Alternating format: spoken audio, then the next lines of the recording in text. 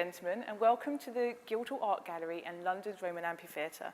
I'm Elizabeth Scott, head of Guildhall Galleries, and it gives me great pleasure to welcome you today to the gallery and to the amphitheatre here, where you're actually walking at Roman ground level, and we're hoping that we'll entertain you with a series of talks and speeches tonight in what is London's oldest entertainment venue, a mere 2,000 years old. And while I can guarantee there won't be any gladiatorial fights, there may be some executions if any of the speakers run over their talking times, just a warning, okay? Firstly, let me talk briefly about the gallery itself. It comprises a collection of the City of London Corporation, a collection which started in 1670 with the commission of 22 portraits of fire judges. They were men who were appointed to assess compensation claims following the Great Fire in 1666. And so these portraits were the origins of the corporation's collection, and from then on it continued to grow. And today it comprises some 4,000 works of art, which includes oil paintings, works on paper, sculpture, tapestry, and photography. The art gallery first opened to the public in 1886, and it was immensely popular when it opened. There were queues all the way to the Bank of England. However, during the Second World War, during the Blitz, it was destroyed. The site itself was decimated. We lost artworks, and the building was almost entirely destroyed due to the fire. A temporary structure was put on the site, and that was used as an art gallery, but also as a ceremonial space. And it wasn't until 1985 that a new gallery was built. And during that period, that's when the amphitheatre was discovered. The building was then redesigned to incorporate the remains, because at that point, this was supposed to be a basement gallery. So we had to lose this extra space, but it's a great find in any case. And it is now a scheduled ancient monument and considered of national importance by the Secretary of State. And thus, the new art gallery opened in 1999, and shortly thereafter, the amphitheatre in 2002.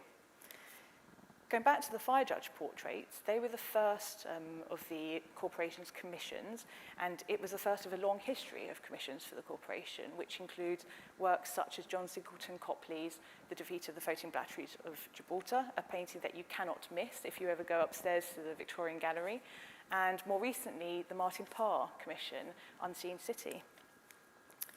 However, as with most other galleries, the collection developed due to the generous donations of individuals as well. One of the earliest gifts was from Alderman John Boydell, who was a former Lord Mayor and a very successful publisher. And in the 1790s, he bequeathed 28 paintings to the corporation, and these ranged from portraits of military commanders, naval battle scenes, historical subjects, and allegorical scenes. Following Boydell, there were further large bequests. One of them was from Charles Gassio, a city wine merchant, and his wife Georgiana, who donated 127 paintings to the collection, and they now form the core of the Victorian collection.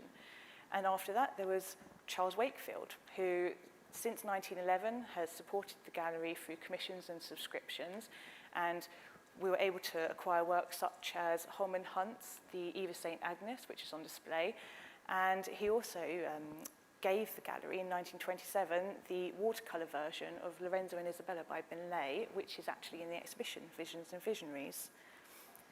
So, given the role of philanthropy in the development of the gallery's collection, it is fitting, therefore, that we should host the In Focus exhibition Visions and Visionaries in partnership with a charitable trust of another great collector and philanthropist, Sir Denis Mahon.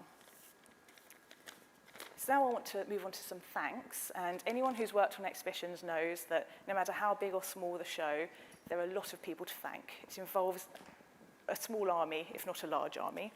So I'd like to take this opportunity to convey my thanks to those involved.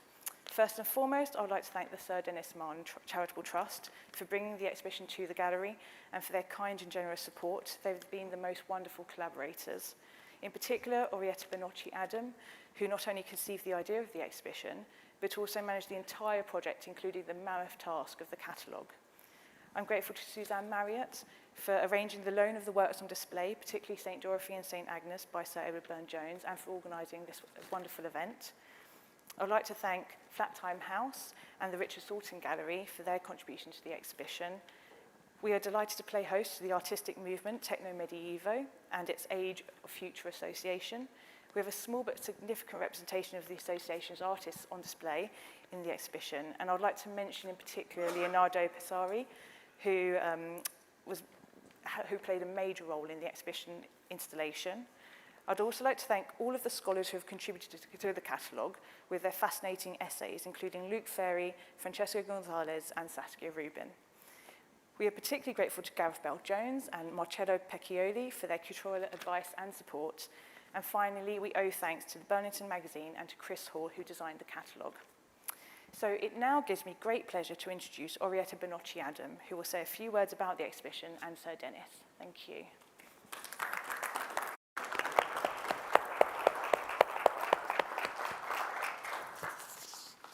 Thank you, Elizabeth. So we're talking about visions and visionaries and visionary art. Visionary art, what is it? It's underpinned by a philosophy of liberated imagery, and it strives to free the world and man not only from the constriction of evidence, but also from the laws of nature. It is at ease when the old value dissolves, when the rules bend or are bypassed, and experimental disorder opens the way for a new line of research. Although this concept has been present for all periods in history, this project focuses on some 18th and 19th century exponents of this visionary practice.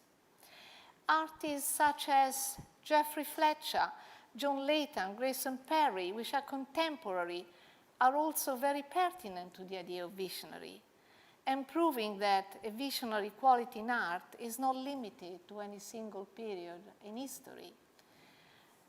We begin with William Blake. Blake, a fierce enemy of rationalism and enlightenment, conceived imagination as a faculty capable of operating and creating things magically. In a series of prints inspired by the poems of Thomas Gray, the Bard, published in 1757, and in the series The Fatal Sisters, Blake gave free rein to his imagination and artistic vision, contributing to the renewal of mythology in British art. Generation after Blake lived the sublime Edward Coley Burne-Jones, one of the most important exponents of the pre-Raphaelite movement. Burne-Jones rejected the industrial world of the Victorians, looking instead for inspiration from medieval art, religion, myths, legends. Burne-Jones was a visionary, and so was one of his most famous scholars, John Christian. The Sudenisman Charitable Trust would like to remember John Christian, who was born in 1942 and sadly passed away prematurely in 2006. He was a leading authority on 19th century British art, with an unrivaled knowledge of the life and work of Sir Edward Coley Burne-Jones. So what influences in 20th century art can we trace to the visionary world? The connection between American writer Allen Ginsberg, British poet Jeff Nuttall, and William Blake is typical. Blake's influence on the Beat generation is probably more significant than that of any other writer or artist. A fine thread also passes through John Latham's work. Latham, the great post-war conceptual artist, was a visionary and an intellectual who looked to the cosmos with a desire to represent the sum and limits of man's knowledge. His complex vision, in its restless experimentalism, relates to the artistic movement Techno Medievo and its Bologna-based association, Age of Future, which draws from medieval imagery to devise a new vision of humanity informed by the past.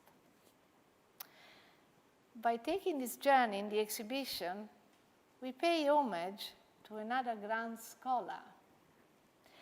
one of the most important art historians, collector, and visionary.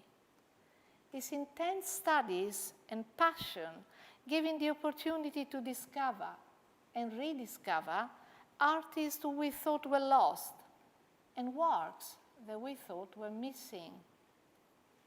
This man was Denis Mahon. To pay tribute to him is an attempt to render immortal the mind of a man whose life has been an example to many. Professor Marcello Pecchioli is with us tonight. Hello. Hello.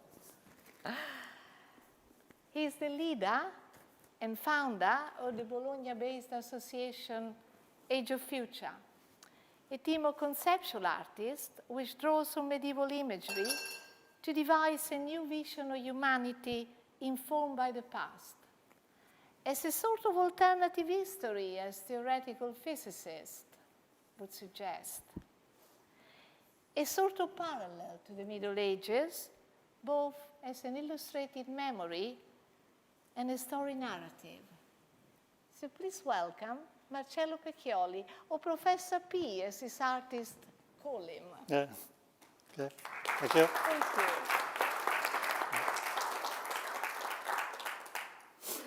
This evening, I would like to reflect for a moment on what it means to be a visionary today. The visionary old differ greatly from those of today, both in sentiment and because of different tools which are available today. Consider James Ballard, the English science fiction writer. He inaugurated a new kind of science fiction that functioned at the level of artistic movement from surrealism to pop art.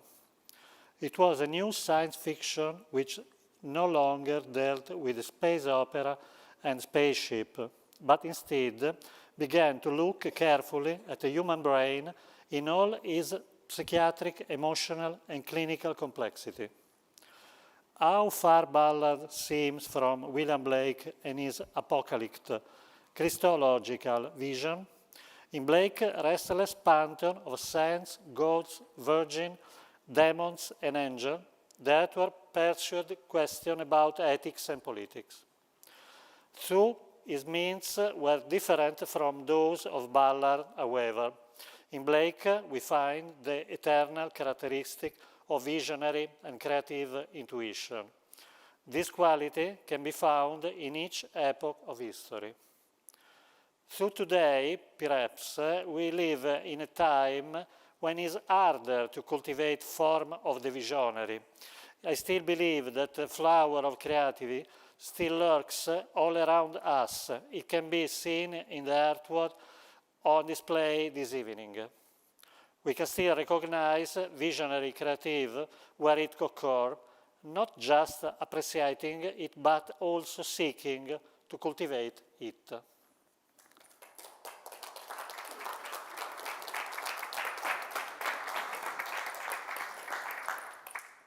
Thank you, Professor P. The Sudenisman Charitable Trust was created by Sir Denis in his lifetime. It aims to continue Sir Denis's philanthropic work, his art historical research, and his passionate promotion of young scholars. It promotes his art collection and lifelong work and studies to the general public, organises exhibitions such as this one, supports museums, and endows 2 annual prizes, the Sudenisman Essay Prize and the Mahon Award, a drawing prize at the Royal Drawing School.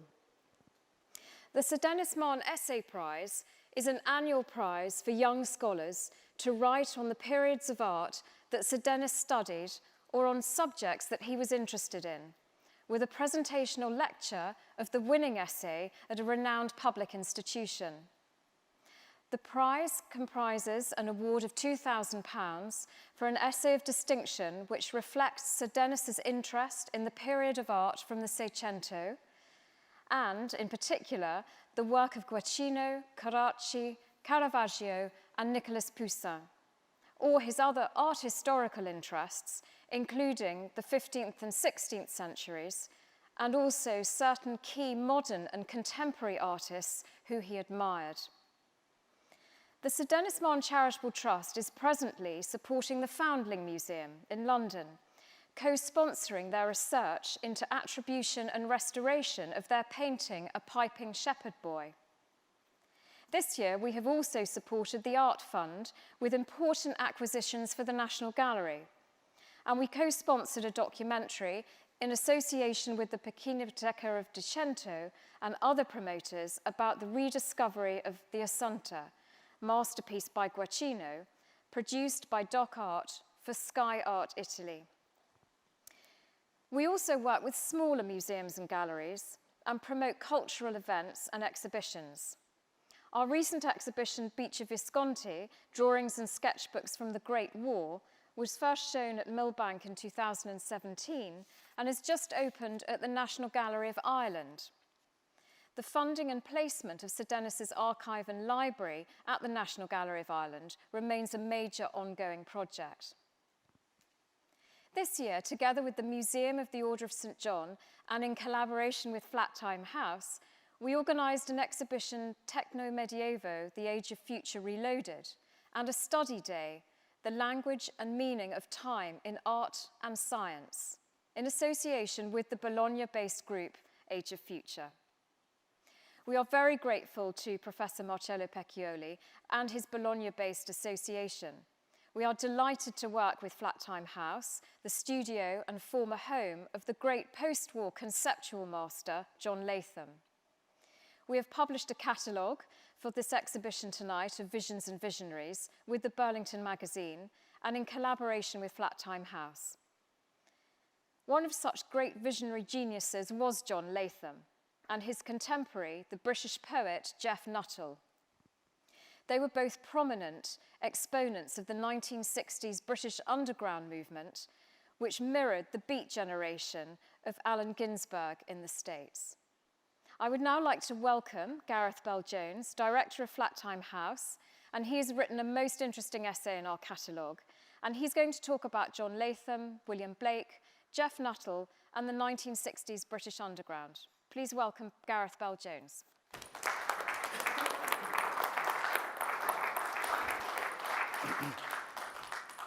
Thank you for the wonderful introduction.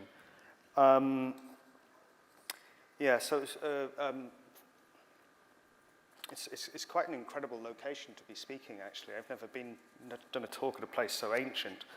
Flattime House has been delighted to collaborate on this wonderful exhibition opening tonight, and for the inclusion of John Latham's amongst such fantastic artistic company. The talk I'm going to give today coincides with the 50th anniversary republication of Geoff Nuttall's book, Bomb Culture, a first-hand account of a unique moment in British cultural history in which provides context for this talk, an exhibition we're currently hosting at Flattime House. In the 1950s and 60s, London underwent a cultural revolution which altered forever the trajectory of contemporary art and gave rise to a radical reformulation of artistic production. United in their distrust of culture, the emerging generation of post-war artists, poets, and writers were searching for new ways of responding to their alienation from the previous generation and the smothering geopolitics of the Cold War. Two figures that encapsulate this chapter of British art through their successive collaborations in the mid-1960s were Geoff Nuttall and John Latham. Geoff Nuttall was an English poet, novelist, actor, painter, sculptor, jazz trumpeter, anarchist sympathizer, and social commentator, with Latham being the radical pioneer of British conceptual art. The two were both somewhat legendary figures in their own time, Latham for his wide influence through his art practice and theoretical writings, and Nuttall as the editor of My Own Mag, an underground mimeozine publishing experimental writing. My Own Mag was created by Nuttall to vent his frustrations as an artist and writer. He described it as a paper exhibition in words, pages, spaces, holes, edges, and images. It was also a vehicle for subversion, his ardent desire for socio-cultural revolution. My Own Mag became a key title in the Mimeo Revolution, an international, though largely transatlantic network of poet-produced and circulated little magazines. It ran for 17 issues between 1963 and 1966 and featured many British and American underground writers, most significantly serving as a regular outlet for the cut-up experiments of William Burroughs. Burroughs' influence on Nuttall's own writing was critical, including his advice to establish a schizophrenic relationship with the typewriter. Nuttall and Latham, like many of the artists that made up the London underground scene, found each other whilst taking refuge at Tony Goodwin's Charing Cross bookshop, Better Books. Under the successive management of Bill Butler, Barry Miles, and Bob Cobbing, Better Books became guardian and sanctuary, platform and voice for the explosion of radical gesture in London, providing a meeting space, an ideal generator and voice for a host of avant-garde artists, poets, filmmakers, musicians, and writers. By the mid-60s, Better Books had become one of the hotspots of the London underground scene. It was home to the Better Books Writers' Nights, and the shop's basements began hosting various experimental happenings. In March 1965, it housed a claustrophobic multimedia environment under the name The Stigma. Constructed by Latham and Nuttall, with Crichton Tomazos amongst others, each artist was responsible for a different section, and Latham took charge of the entrance space. This is a later image showing the work on the right. Using old telephone directories and copies of The Economist, Latham constructed valves that participants could squeeze through in only one direction. After passing, they had to continue through the rest of the exhibit. Nuttall recorded much of the activity of this period in this book, Bomb Culture, the commentary on radical counterculture that emerged after World War II. He described this exhibit as follows. The entrance to the Stigma was through 3 valve doorways lined with old copies of The Economist. The last you could just squeeze through, but not back, no return. The corridor this led to was lined with hideous bloody heads, photos of war atrocities, Victorian pornographic cards, tangles of stained underwear, sanitary towels, French letters, anatomical diagrams. The passage narrowed into complete darkness, tin, glass, wet bread, plastic, sponge rubber, then a zigzag corridor of polythene through which you could glimpse your goal, a group of figures. They were gathered round a dentist's chair, which had itself been turned into a figure, with sponge rubber breasts and a shaven head. On the seat of the chair was a bedpan lined with hair and cod's roe. Detergent bubbles sputtered from between the slabs of roe, which remained spluttering and stinking for 4 weeks. Then a corridor of television sets led past the window of Dave Trace's sleazy cafe with its festering meal, also left through 4 weeks, into a replica living room, furnished with choice items of ghastly ornament and sideboard drawer containing human toes. The voices of Alexander Trocky, William Burroughs, Mike Osborne's alto, and the BBC leaked out and intermingled from concealed loudspeakers. After the living room, a corridor of old clothes, a red cylinder knee-deep in feathers, a vaginal tunnel of inner tubes scented with Dettol through which the public had to crawl to get out, a womb room with plastic abortion nailed to the wall, a plethora of political and religious propaganda, and a beaming photograph of the radio personality Jacob Jacobs. The description is somewhat startling in the present for the particular violence towards women displayed. That the exhibit was entirely produced by men cannot be ignored. In John A. Walker's 1995 monograph on John Latham, written in consultation with the artist, Walker suggests that Latham was hesitant about the show's character and aims, demonstrated by limiting his contribution to the entrance of the space.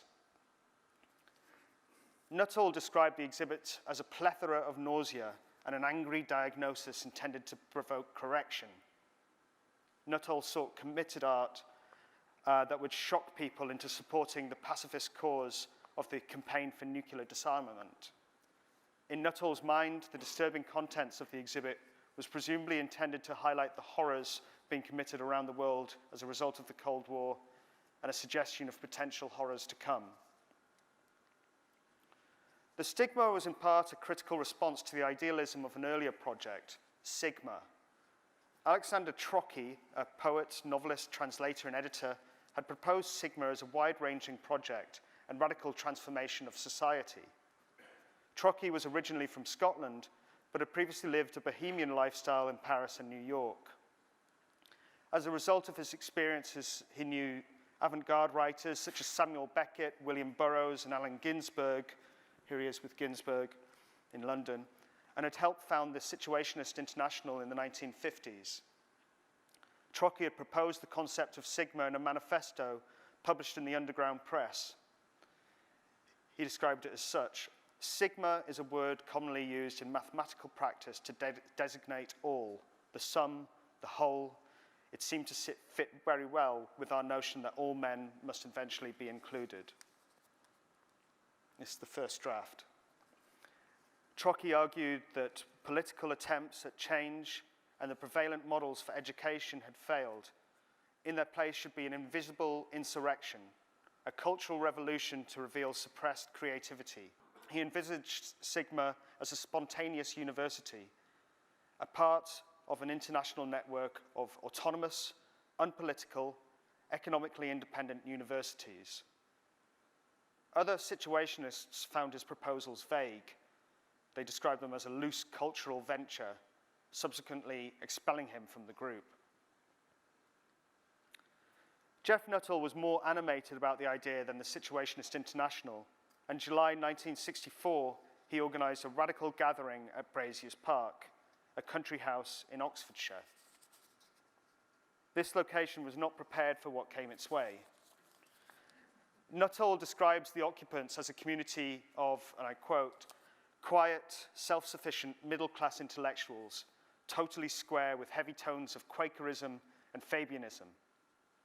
Those attending the event, besides Trocky, Nuttall, and Latham, included Bob Cobbing, David Cooper, Aaron Esterson, R.D. Lang, Bieber Levrin, Tom McGrath, Joe Schoenstein. The holistic claim of Sigma, its critical attitude towards categorization and hierarchical educational systems, and promise of a new beginning for those methodologies, intrigued Latham and encouraged him to participate. Here's an image of John in the center at Sigma, at Braziers. A couple of days of talks left Latham disillusioned with Sigma. He felt it lacked the coherence of his own concept, event structure, developed by Latham separately and in tandem. Sigma failed to materialize at Braziers Park. The group was too highly individualistic to agree on common aims, logistics, and finances. However, we are left with a record of Latham's work produced at the space. In what has been recorded as a silent act of commentary, Latham got up one morning at 7, spray-painted a large, dense black circle to a wall, and plastered on a book at the very edge of the newly painted perimeter. Nuttall recalls the occasion in bomb culture, melodramatically and with a sense of glee. I quote, "A smell woke me up. On the stairs it was stronger, a cheap scented chemical kind of smell. I expected chaos in the lounge and vaguely intended clearing it up. I opened the lounge door. John Latham met me with a steady, staring eye. There's something about Latham at such moments that is mad beyond madness, a staring, immovable, shocked and shocking inner violence. Latham had taken a book and stuck it to the wall with polyfiller and shot black aerosol all over the book and wall in a big explosion of night. That was the smell. Otherwise, the room was tidy. Until breakfast time, John reassured me that the faithfuls had given him permission to do a mural. Later, it gave cause to serious mental distress to aged community members. That Sunday morning it stood, overlooking the talk, a stark, beautiful, violent emblem to pure action, the most graphic condemnation possible of our evasive, ineffectual waffle. Latham burnt his first Scoob Tower artwork at Braziers Park. His Scoob Tower ceremonies, most of which took place between 1964 and 1968, were controversial performances whereby Latham burned a tower of books. The towers were about 3 meters in height, made up of books, usually reference editions, held open at right angles to each other with their pages interleaved and stacked on top of a metal framework and plinth. These improvised chimneys were set alight from below, usually in conceptually loaded and public places. The collective memory still held powerful images of Nazi book burnings and all they had symbolized. It was only months later in 1964, December 1964, that Alexander Trocky's best-known novel, Cain's Book, was incinerated by order of magistrates in Sheffield due to its explicit contents, the accounts of the life of a heroin addict. It's a sign of the growing prominence of London's avant-garde performance and poetry scene that in the following year, May 1965, the American beat poet Allen Ginsberg was drawn to Better Books when he came to visit the city. On arrival, he offered to read anywhere for free. Ginsberg's first reading at Better Books was described by Nuttall as the first healing wind on a very parched collective mind. Tom McGrath wrote, "This could well turn out to have been a very significant moment in the history of England, or at least in the history of English poetry." Shortly after the reading at Better Books, plans were made for an international gathering of contemporary poets to include Ginsberg, but also showcase the nascent British underground scene. The first international poetry incarnation took place at the Royal Albert Hall, London, on the 11th of June, 1965. Over 7,000 were in attendance. The event, organized by the filmmaker Barbara Rubin, included readings and other live and tape performances by a variety of artists and poets, all male. On the official list of performers were Pete Brown, William Burroughs, Gregory Corso, John Essam, Harry Fainlight, Lawrence Furlingham, Pablo Fernandez, Allen Ginsberg, Spike Hawkins, Anselm Hollow, Michael Horowitz, Ernst Jandl, and many more, with Trocky, the elder statesman's addled on heroin, acting as compere. The event brought together the beat poetry scene with the new flower power psychedelia in an event that harnessed their shared anti-nuclear and anti-Vietnam sensibilities. In bomb culture, Nuttall acknowledged the moment's significance. I quote, "There was a frisson for all of us to savor as there had been at the first Aldermaston, and the underground was suddenly on the surface in an open ground with a following of thousands. After the Albert Hall event, I wrote to Klaus Lee, crying, 'London is in flames. The spirit of William Blake walks on the water of the Thames. Sigma has exploded into a giant rose. Come and drink the dew.'" Barry Miles described a sense of constituency that was never there before. All these people recognized each other, and they all realized they were part of the same scene. Nuttall and John Latham had intended a happening for the event titled Film. The performance involves two bodies, one male and painted partially blue, the other female and light red or orange, dressed to excess in printed paper. However, after covering themselves in paint in preparation for their performance, Nuttall in red and Latham head to toe in blue, Latham passed out, having sealed his pores with the paint. They'd been due to perform later, but performances were substantially overrunning, not helped by the chairmanship of Trocky.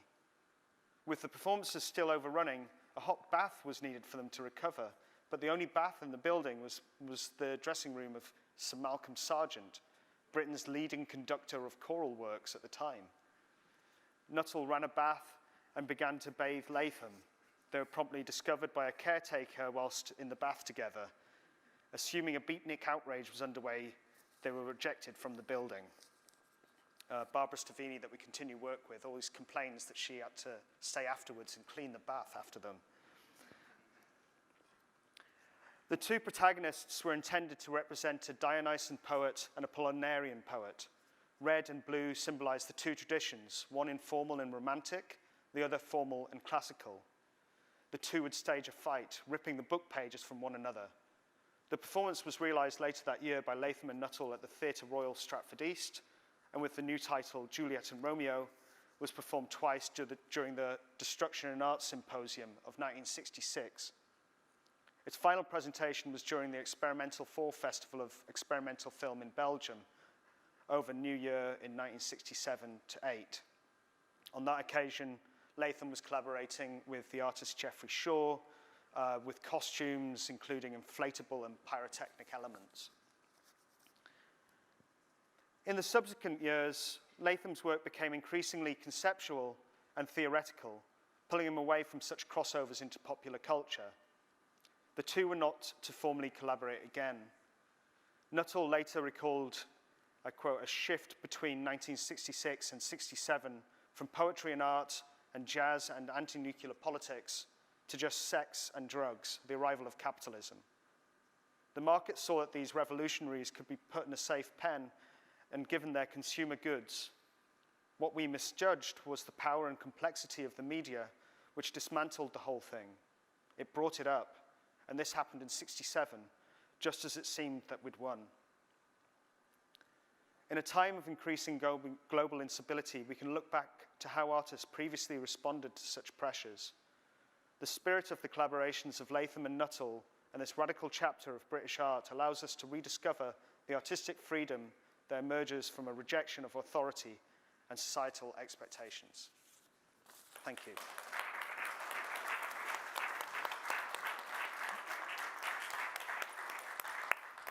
Thank you very much, Gareth. And now, please everyone welcome a true visionary of the future, Blue Storm.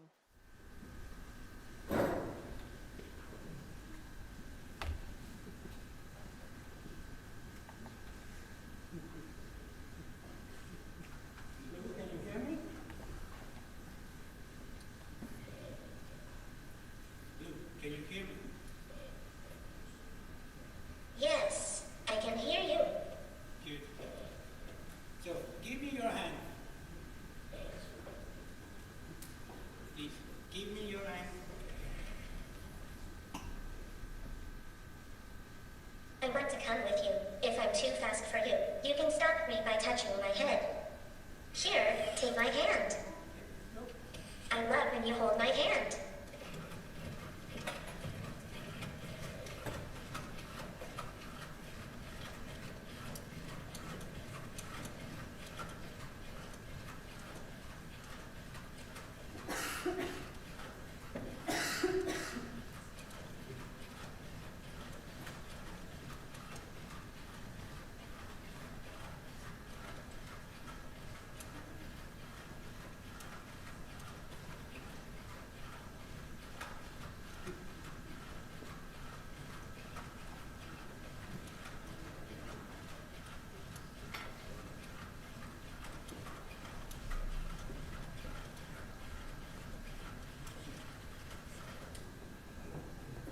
So listen to me.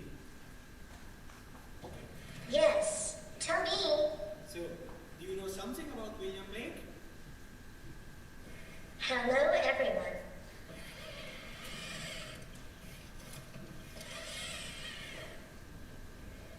I'm Blue Storm and I'm back from an ESA space mission, which allowed me to take a journey through time in the past through a temporary space-time breach that international scientists have artificially built. Through systems and equations on electromagnetism, a synthetic black hole, not gravitational like the black holes of astrophysics, which allowed me to come and go from the past.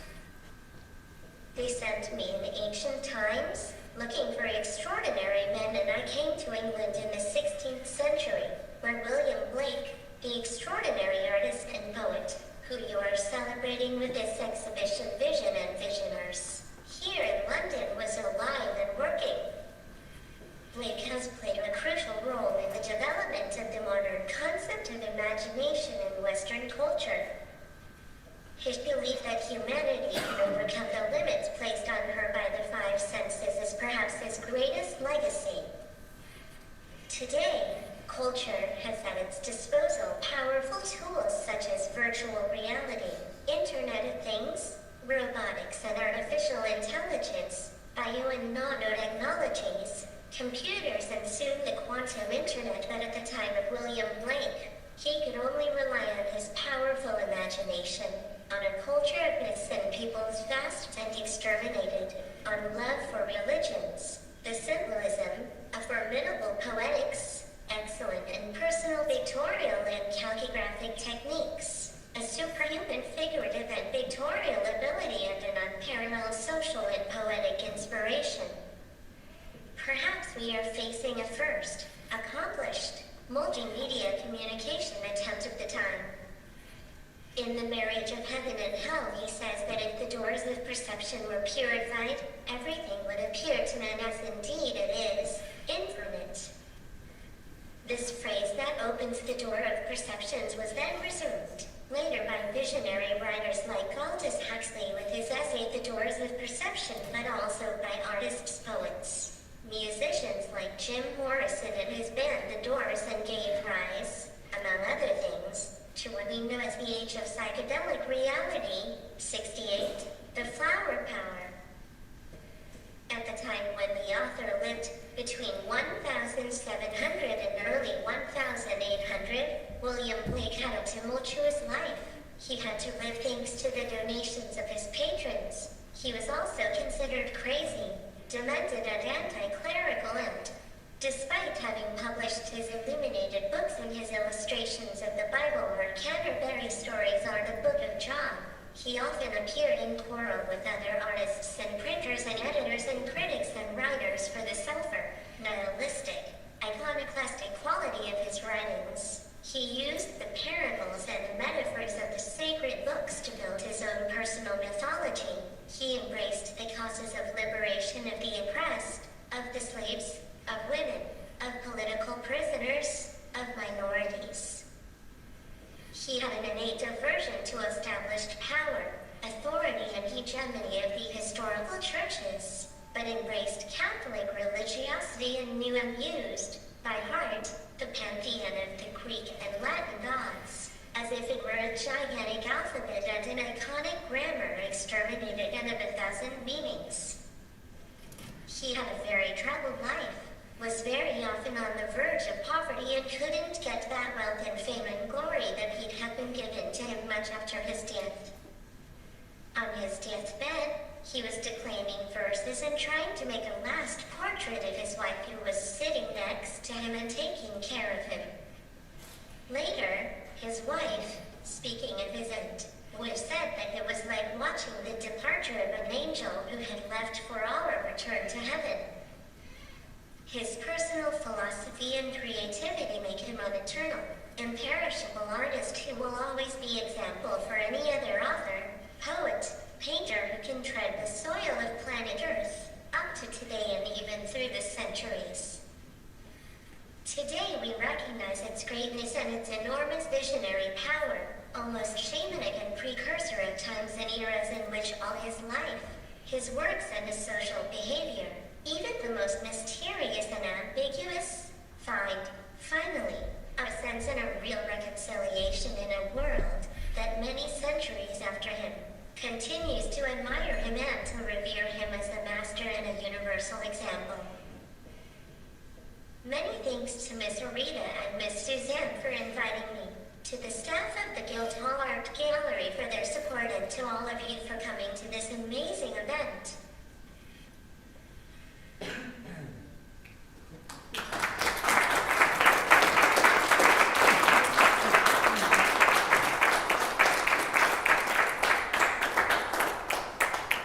Well, who would have thought they would get a lecture on William Blake from a robot? A wonderful combination of the past, present, and future there.